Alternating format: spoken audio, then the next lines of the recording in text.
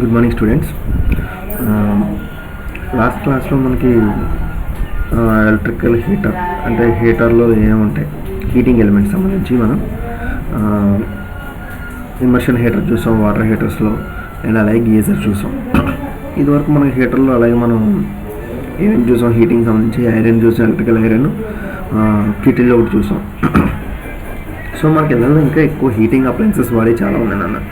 So అటువంటిది మనకి cooking range. So cooking range అంటే ఏంటి అసలు అది? సో మనకి ఇప్పుడు ఆల్మోస్ట్ మనకి ఇండక్షన్ స్టవ్స్ అనేది కొన్ని వస్తుంది, మీకు తెలిసే ఉంటారు ఆల్రెడీ. ఇండక్షన్ స్టవ్స్ అనేది చూసారు మనకి, ఎలక్ట్రికల్ స్టవ్స్. సో అటువంటిది కుకింగ్ రేంజ్ అనేది చాలా ఇది మన కంట్రీస్లో చాలా తక్కువ, ఇది ఎక్కువ ఫారిన్ కంట్రీస్లో మన సో మన కంట్రీస్లో చాలా తక్కువ ఇవి వాడేవి. సో చూడండి, electrical cooking range is combination of oven and hot plates. ఇది రెండు రకాలుగా ఉంటుందన్న, ఓవెన్ గాను ఉంటుంది అలాగే హాట్ ప్లేట్ గాను ఉంటుంది కుకింగ్ రేంజ్ అంటే. సో ఇది ఓవెన్గా యూజ్ చేసుకోవచ్చు, అలాగే హాట్ ప్లేట్ అంటే నథింగ్ బట్ ఇండక్షన్ స్టవ్ ఉంది. సో అంటే ఏంటి, ఒక పక్క స్టవ్గా వాడుకోవచ్చు, ఇంకో పక్క ఓవెన్గా కూడా వాడుకోవచ్చు మనం దీన్ని. సో దీని యొక్క డిజైన్ చూడండి. సో ఈ విధంగా ఉంటుంది, పైన అంతా కూడా హాట్ ప్లేట్స్ వచ్చి చూసారా. సో ఈ హాట్ ప్లేట్స్తో మనం కుకింగ్ చేసుకోవడానికి యూజ్ చేసుకోవడానికి ఇవి కింద ఓవెన్ కింద యూజ్ చేసుకుంటాం. సో ఈ విధంగా మనకి రెండు రకాలుగా ఇది యూజ్ అవుతుంది. సో దీంట్లో ప్రతిదీ సెట్ పాయింట్ ఉంటుంది, థర్మోస్టాట్ ఉంటుంది, థర్మోస్టాట్స్ ఉంటాయి. మనకి ఏంటంటే రెగ్యులేట్ వోల్టేజ్ అది దగ్గర టెంపరేచర్ రెగ్యులేట్ చేసుకునే స్విచ్చెస్ ఉంటాయి. సో అవి ఏం చేస్తే మనకి ఎంత టెంపరేచర్గా అంత టెంపరేచర్ సెట్ పాయింట్ పెడతాం, దాన్ని బట్టి మనకి థర్మోస్టాట్ అనేది యాక్టివేట్ అవుతూ ఉంటుంది. సో ఎంత టెంపరేచర్ రాగానే ఆటోమేటిక్గా ట్రిప్ అయిపోవడం జరుగుతుంది. సో ఇది అనమాట మనకి కుకింగ్ రేంజ్లో మెయిన్ పార్ట్స్ అవి. సో ఇది హీటింగ్ ఎలిమెంట్, ఇది రెగ్యులేటర్స్ అనమాట. సో ఈ రెగ్యులేటర్స్ వోల్టేజ్ హీటింగ్ రెగ్యులేటర్స్ ఒక్కోదానికి ఒక్కో వాటేస్తూ మనం రెగ్యులేట్ చేస్తాం ఒక్కొక్క స్టవ్ అంటే ఒక్కొక్క ఏరియా. అంటే ఇక్కడ చూడండి, ఇక్కడ 4 రకాల ప్లేసెస్ ఇచ్చాడు మనకి, 4 రకాలుగా కుకింగ్ చేసుకోవడానికి. అంటే దాన్ని బట్టి మనకి ఇక్కడ వాటేజ్ రేటింగ్ ఉంటుంది ఒక్కొక్క దానికి, దాని తగ్గ నాబ్ ఉంటుంది, నాబ్ ద్వారా రెగ్యులేట్ చేస్తాం మనం టెంపరేచర్ని. సో అవన్నమాట. సో దీని గురించి ఇంతకుమించి చెప్పడానికి వెళ్ళి దీంట్లో రిపేర్స్ వచ్చేసి ఏముండవు, మ్యాక్సిమం థర్మోస్టాట్ రిపేర్స్, రెగ్యులేటర్ లేదా హీటింగ్ ఎలిమెంట్స్ అయిపోతాయి తప్ప అంతకుమించి ఏముండవు దీంట్లో వాడే 3 రెగ్యులేటర్ స్విచ్ ఒకటి, థర్మోస్టాట్ ఒకటి, హీటింగ్ ఎలిమెంట్. ఇంకా దానిపైన ప్లేట్స్ ఇవన్నీ అంటారు ఇంకా నార్మల్గానే యాస్టీస్గా ఉంటాయి. దీనికి సప్లై ఇస్తాం, 3 ఫేజ్ సప్లై. దీంట్లో 3 ఫేజ్ సప్లై ఉంటుంది, అలాగే సింగిల్ ఫేజ్ సప్లై కూడా ఉంటుంది. మన మ్యాక్సిమం అంతా కూడా 3 ఫేజ్ సప్లై మీద ఉంటుంది ఇది ఎక్కువగా. సో ఈ విధంగా ఉంటుంది దీంట్లో. అవన్నీ కూడా ఇన్నర్ డిజైనింగ్, ఇదంతా కూడా ఇన్నర్ డిజైనింగ్ ఉంటుంది. అక్కడ స్క్రూస్ రిమూవ్ చేస్తే మనకి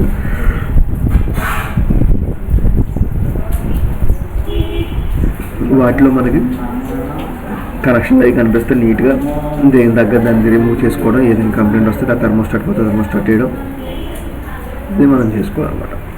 ఓకే, ఇది మెయిన్గా ఇది కుకింగ్ సంబంధించి. అండ్ నెక్స్ట్ మనకు వచ్చేసరికి ఎలక్ట్రిక్ బెల్ అండ్ బజర్. ఇంట్లో అందరూ కూడా బెల్ అండ్ బజర్స్ అందరికీ ఉంటాయి, ఎందుకంటే మనకి ఎవరైనా వచ్చినా సరే బెల్ కొట్టుకొని మనం డోర్ తీసుకోవడానికి వాటికి యూజ్ చేస్తాం. అలాగే మనకి ఆఫీసెస్లో అవనివ్వండి, ఒక బయట వర్క్ అని పిలవడానికి వాటికి మనకి ఆఫీస్లో ఒక ఇన్ఛార్జ్ తన దగ్గర పెట్టుకుంటాడు బెల్. ఏంటంటే తనకి హెల్పర్ని పిలవడానికి, అక్కడ చేసే వర్కర్ని తన కింద వర్కర్ని పిలవడం కోసం బజర్ ప్రెస్ చేసి వాళ్ళని పిలవడం అలాంటివి చేస్తుంటారు. స్కూల్లో ప్రిన్సిపల్స్ వాడతారు, బ్యాంకులో మేనేజర్స్, గవర్నమెంట్ ఆఫీస్లో అవనివ్వండి, ఎంఆర్ఓ ఆఫీస్లో ఎంఆర్ఓ, ఆర్టీఓలో ఇలాగా అన్ని చోట్ల వాడతారు ఈ ఎలక్ట్రిక్ బెల్ అనేది. కాలింగ్ పర్పస్ కింద వాడతారు. స్కూల్ బెల్స్ ఉంటాయి, ఇంకా అలారమ్స్, ఫైర్ అలారమ్స్ ఉంటాయి, చాలా చోట్ల. చూడండి, electric bell is a machine bell and works of electromagnetic and the current passing through it producing buzzing sound. It is used in railroads. Railroadsలో వాడతారు, ఎందుకంటే రోడ్డు గేట్ క్లోజ్ చేసామని చెప్తాడు. క్రాసింగ్స్ దగ్గర వాడతారు, rail road crossings. Telephone ringing వస్తుంది. Fire and burglar alarm, fire extinguisher వాడతారు. ఏదైనా కంపెనీస్లో ఉన్న ఫైర్ అలారం, ఏదైనా ఫైర్ ఏంటంటే అలారం వచ్చేలా ఫైర్ అలారం సెక్యూరిటీ పెడతారు. School bells and door bells etcetera. Now they are replaced the electronic sounders. So ఈ విధంగా మనకి డోర్ బెల్స్ అన్ని చోట్ల వాడతాయి. Interrupter bell, the interrupter bell produce the continuous sound with the current is passing through it. So ఒక interrupted bell అనమాట. So మనం switch on చేయగానే ఎంతసేపు మనం ఆన్ చేసి ఉంచామో అంతసేపు కూడా బెల్ మోగుతూనే ఉంటుంది అన్నమాట. సో ఇది ఇంటరప్టెడ్ అనమాట, ఇంటరప్టెడ్ బెల్ అంటారు. సో ఇది డయాగ్రామ్ ఇది. సో చూసారు ఇక్కడ ఒక పార్ట్స్ చూడండి ఏమి ఇచ్చాడు. First number 1 bell or gong. So ఇది బెల్ చేయడానికి, సౌండ్ చేయడానికి యూజ్ చేయాలి. సెకండ్ది ఆర్మ్, సో దాన్ని వాయించడానికి యూజ్ చేసే ఆర్మ్. థర్డ్ది ఇక్కడ ఉంది ఎలక్ట్రోమ్యాగ్నెట్. సో ఇది ఎలక్ట్రోమ్యాగ్నెట్ అనమాట, దానికి వైర్ వౌండ్ చేశాడు, మొత్తం దానికి వౌండింగ్ చేశాడు వైర్ అనేది. నెక్స్ట్ 4 స్విచ్ ఇక్కడ ఉంది. నెక్స్ట్ 5 సెల్, సో దానికి ఇచ్చిన బ్యాటరీ సప్లై అది. 6 ఎలక్ట్రికల్ కాంటాక్ట్స్. సో దీని నుంచి ఆర్మ్కి ఎలక్ట్రికల్ కాంటాక్ట్ అనమాట దాన్ని. సో దీన్ని మూవ్ చేస్తుంది, దాన్ని అలా పుష్ చేసి దాన్ని అలా మూవ్ చేస్తుంది అనమాట. సో ఇది ఎలక్ట్రికల్ కాంటాక్ట్, దానికి వైబ్రేట్ ఇస్తుంది. సో ఇది వర్కింగ్ చూసుకోండి. అలాగే సింగిల్ స్ట్రోక్ బెల్స్ ఉంటాయి చాలా. మన టైప్స్ ఆఫ్ బెల్స్ చూడండి. Spring bell, electric buzzer, types of buzzers in electromechanic process, types of buzzers ఇంకా ఉన్నాయి. Piezo electric buzzer, applications of buzzer చూడండి. The present days application of buzzer, the modern toys and entertainment games. So టాయ్స్లో గట్రా వాడతారు. Judging ప్యానల్స్లో వాడతారు ఏదైనా sound వస్తే. Educational purpose, so మనకి స్కూల్స్లో గట్రా ఈ బజర్స్ అనేది వాడతారు. అన్ని చోట్ల బజర్ అంటే పిలవడానికి. అనౌన్సియేటర్ ప్యానల్ యొక్క అనౌన్సియేటర్ ఏదైనా ట్రిప్ అయినా ఏదైనా అనౌన్సియేట్ చేయడానికి. Game show look out devices, so ఏదైనా డివైజెస్ గేమ్ షో దగ్గర ఏదైనా డివైస్ అవుటర్ సోర్స్ దగ్గర వాడతారు. Micro ovens and household appliances oven ఏదైనా ఓవెన్లో మనం పెట్టిందని టైం అయిపోతే టైం బజర్ మోగుద్ది. వాషింగ్ మిషన్స్ ఉంటే టైం మోగుద్ది. అలాగే చాలా ఉంటాయి ఇట్లా అప్లయన్సెస్లో ఈ విధంగా. నెక్స్ట్ స్పోర్ట్స్ ఈవెంట్స్లో వాడతారు. ఎలక్ట్రికల్ అలారం ఇన్ని చోట్ల ఉంటుంది. Working of buzzer, the connection of the simple buzzer is shown in the diagram. So చూడండి, సో ఈ సింపుల్ బజర్ కనెక్షన్స్ అన్నమాట. సో దీనికోసం ఎక్కువ ప్రాసెస్ పెట్టుకుంటున్నాను, మనకి వీటి మీద ఎక్కువ ఉండదు. ఎందుకంటే మనకి ఎక్కువ ఏంటంటే మనకి బజర్స్ బెల్స్ ఏమైనా పోయిన వాటిని తీసేసి కొత్తది రీప్లేస్ చేయడం తప్ప మనకి వీటిలో పెద్ద రిపేర్స్ ఏం చేయరు. అయితే పోతే ఏం బాగు కాంటాక్ట్ పోతుంది అంటే ఈ సాలిడ్ స్విచెస్ ఇలాంటివి పోవడం జరుగుతుంది తప్ప అంతకుమించి దాంట్లో ప్రాబ్లం ఏముండదు. చిన్న రిపేర్స్ వస్తాయి. Okay, so next wet grinder. So మనకి కామన్గా ఇంట్లో కూడా వెట్ గ్రైండర్ అనేది చాలామంది చిన్న సైజ్ గ్రైండర్స్ అనేది ఎక్కువ వాడడం జరుగుతుంది. టీవీఎస్కి ఏంటంటే మనకి చిన్న సైజ్ గ్రైండర్స్ అనేది ఉండే కాదు. సో మనకి ఇది ఎవరో ఇంట్లో పెద్ద గ్రైండర్ ఉంటే అక్కడికి వెళ్ళి అన్ని ఆడిచి తెచ్చుకొని ఇలా మనం యూజ్ చేసుకునేవారు. ఇంకా చెప్పాలంటే పిల్లు కూడా అమ్మేవారు బయట, ఆ విధంగా ఉండేది మనకి. సో చూడండి, wet grinder working of electrical principal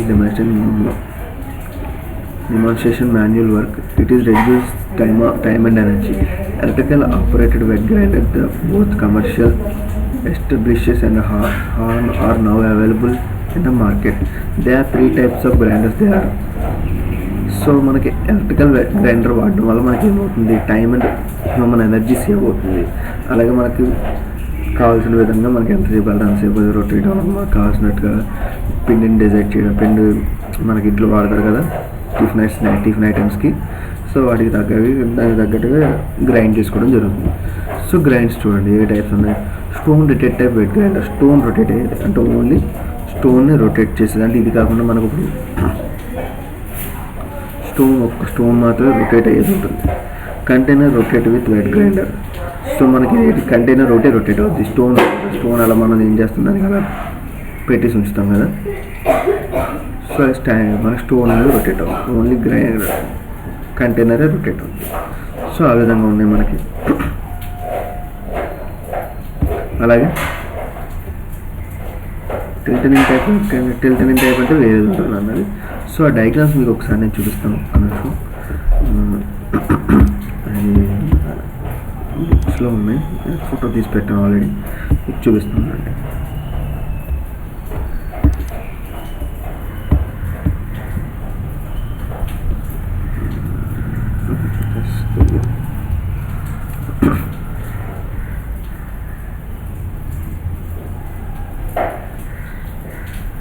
చూడండి, ఈ గ్రైండర్స్ ఇందులో ఏంటి, ఈ స్టోన్ టైప్ రొటేటర్స్ ఇవి. ఈ స్టోన్స్ రొటేట్ అవుతాయి, స్టోన్ కంటైనర్ రెండు రొటేట్ అవుతాయి. ఇవన్నీ కూడా వీటి పరంగా చూసుకుంటే ఈ రెండు కూడా కంటైనర్ రొటేట్ అవుతుంది, అటు విధంగా స్టోన్ కూడా రొటేట్ అవుతాయి. ఇది 1010 అంటే ఇది ఎక్కువ ఇండస్ట్రీస్ ఏరియాస్లో వాడతారు. ఇప్పుడు ఏంటంటే మనకి మ్యాక్సిమం రొటేట్ చేస్తుంది, మొత్తం రొటేట్ చేసి గ్రైండ్ చేసేస్తారు మొత్తం. అప్పుడు ఏం చేస్తారు, దాన్ని మొత్తం పిండిని తీయడానికి ఈ హ్యాండిల్ అని చూస్తారా, ఈ హ్యాండిల్ ఏంటంటే మొత్తం అంతా మనకి కిందకి వంగుద్ది అనమాట. సో మనకి ఏంటంటే మనకు కావాల్సిన యాంగిల్ అది కిందకి యాంగిల్ అవుద్ది. సో దాంట్లో మనకు అంతా కూడా బయటికి తీసేచ్చు. ఇవి అలా కాదు, మనం ఎంతసేపు అని అలా నుంచి చేస్తూ తీసుకోలేదు, అలా కాదు టోటల్గా ఇలా ఉంచేస్తారు. ఇది ఎక్కువగా హోటల్స్లోని ఏదైనా హైవే ఎక్కువ కంటిన్యూస్గా వాడతారు చూస్తారా, కంటిన్యూస్గా మనకి టిఫిన్ ఐటమ్స్ చేసే చోట్ల అంటే హోటల్స్ వాటిల్లో వాడతారు ఇటువంటిది. సో అది సో ఈ విధంగా ఉంటుందన్నమాట మనకి. So construction of principle of operation. So చూడండి, దీంట్లో main parts of grinder they function of principle operation of the below. Container ఏంటి, it made up of stainless steel, a contain cavity made of stone. Now yes, female part of attached to the base to the container. So container అంతా కూడా stainless స్టీల్గా ఉంటుంది. కింద దాని base part అంతా కూడా ఏమంటున్నాను, so stone అనేది ఉంటుంది. దాని బేస్ పార్ట్ అంతా కూడా స్టోన్ అనేది ఇస్తారు మనకి. ఆ స్టోన్కి ఏమిటంటే అది ఒక ఫీమేల్ పార్ట్ కింద తీసుకుంటాం. ఫీమేల్ పార్ట్ అనేది బేస్ అంతా కూడా కనెక్ట్ అవుతుంది, అంటే గ్రైండర్ యొక్క female part. Motor, the motor used to the grinder is usually the capacitor start induction motor. It has 2 windings, starting and running winding. The starting winding has less gauge with more number of turns. The running winding has more gauge with less number of turns. The starting winding is connected in series with the series with a capacitor. Okay, it contain common ఇది series with the capacitor. So ఈ విధంగా మనకి motor అనేది మన అన్ని కూడా వాడే capacitor type induction motor. Starting winding ఉంటుంది, రన్నింగ్ వైండింగ్ అన్నట్లు మన యూనివర్సల్ మోటార్ అనేది వాడతాం మనం మ్యాక్సిమం. సో అన్నట్లు కూడా కెపాసిటర్ స్టార్ట్ రన్నింగ్ వాడతాం, కానీ మిక్సీలో మాత్రం యూనివర్సల్ మోటార్ వాడతాం. సో ఇందులో వాడి ఇండక్షన్ స్టెప్ అంటే కెపాసిటర్ స్టార్ట్ ఇండక్షన్ మోటార్ వాడతాం మనం. దాంట్లో starting winding and running winding ఉంటుంది. సో ఈ విధంగా running winding after 70 to 80% rate speed is reached to the starting winding, switch off by the centrifugal switch system. The more than operation only the running winding. So ఈ విధంగా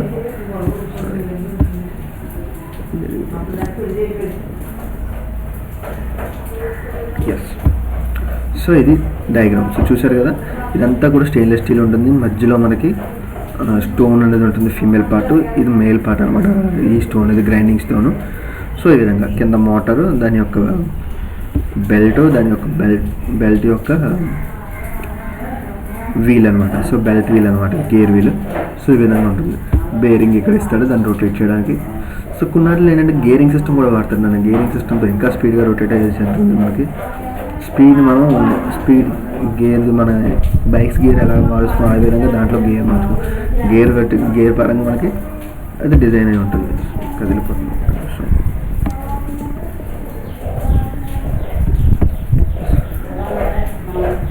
next stone. The grinding stone is made up of the granite stone ఉంది. Only main and other of female. The male stone is grind the grinding material during the rotate and the female stone is keep the grinding material inside. The grinding stone are manufactured with hand granite, which is with black of whitish black in colour. So grinding stone అనేది మనకి stone ఉండమాట, అది granite చేస్తారు అది stones అనేవి. Granite stone మనకి ఏంటి వైజ్గా, so female stone ఉంటుంది, మెయిల్ స్టోన్ ఉంటుంది, గ్రైండింగ్ చేయడానికి యూస్ చేస్తారు. అది ఏ కలర్లో, బ్లాకిష్ కలర్లో ఉంటుంది, వైటిష్ బ్లాక్ కలర్లో. సో పుల్లి చూడండి, the draw speed of lower than the motor speed. Normal drum rotates the 500 to 600 rpm and the motor speed is normally 1450 rpm. The speed is the drum is reduced using the large diameter pulley. So యాక్చువల్గా మనకు motor speed వచ్చేసి 1450 rpm అంటే లేదా 1500 rpm ఉంటుంది. So మనకి drum స్పీడ్లో fully connect చేయడం వల్ల ఏమవుతుంది మనకి, సో దానివల్ల మనకి ఫుల్లీ కనెక్ట్ చేస్తున్నాం, పుల్లీకి మనం ఫుల్లీ అంటే కింద పుల్లీ వీల్ ఉంటుంది. సో దానికి కనెక్ట్ చేయడం వల్ల ఏమవుతుంది మనకి స్పీడ్ అనేది మనకు రెడ్యూస్ అవుతుంది. అంటే మనకి ఇక్కడ వెయిట్ పడుతుంది, వెయిట్ రొటేట్ చేయడం ఏమవుతుంది మనకి స్పీడ్ అనేది రెడ్యూస్ అయిపోయి 500 నుంచి 600 హాఫ్ ఆఫ్ ది ఆర్పిఎం వరకు పడిపోతుంది. ఫ్రేమ్ అండ్ స్టాండ్ అనేది నార్మల్గా మనకి ఫ్రేమ్ అనేది కూడా స్టెయిన్లెస్ స్టీల్తో చేస్తారు. స్టాండ్స్ కింద మనకి రబ్బర్ బుషెస్తో స్టాండ్స్ హోల్డ్ చేసి ఉంటాయి గ్రైండింగ్. సో ఆ విధంగా ఉంటుంది మనకి. సో ఎలక్ట్రికల్ వైరింగ్ డయాగ్రామ్ అందరికీ తెలిసింది, ఇది ఆల్మోస్ట్ మనం అన్నట్లో చూసిందండి. Starting winding, running winding and rotor, capacitor, induction motor. So ఇదివరకు ఫ్యాన్కి ఎలా కనెక్ట్ చేసాము, ఫ్యాన్కి కనెక్ట్ చేసింది అన్నట్లే కనెక్ట్ చేసింది ఒకే type of induction motors. Step to dismantling and assembly. So dismantle చేయడానికి కావాల్సిన shoot 40 watts touch lamp, insulated combination bare, long nose base, screw drivers, spanners and hammers. ప్రతి దానికి గ్లౌజెస్ కూడా ఉండాలి ఖచ్చితంగా మనం చేసినప్పుడు. Following steps: turn off the power supply and unscrew the metal shafts. Remove the plastic ring around the motor shaft. Remove the rubber plugs from the cover. Remove the screws on the base. Check the gear assembling motors and other parts from any failure.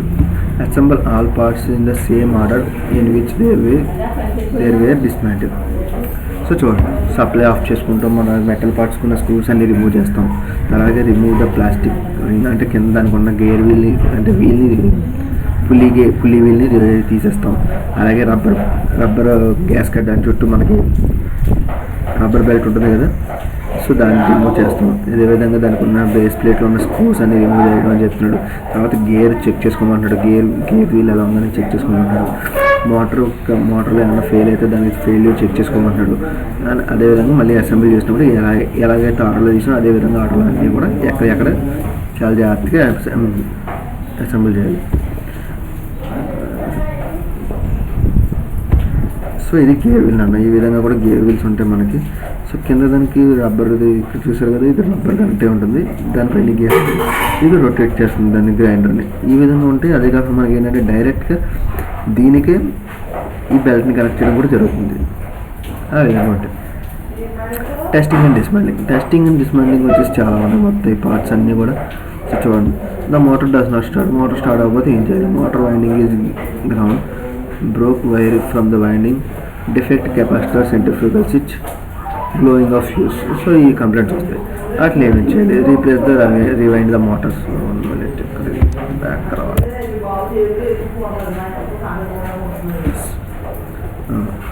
Next solder the broken wires and wire broke అయితే replace the centrifugal,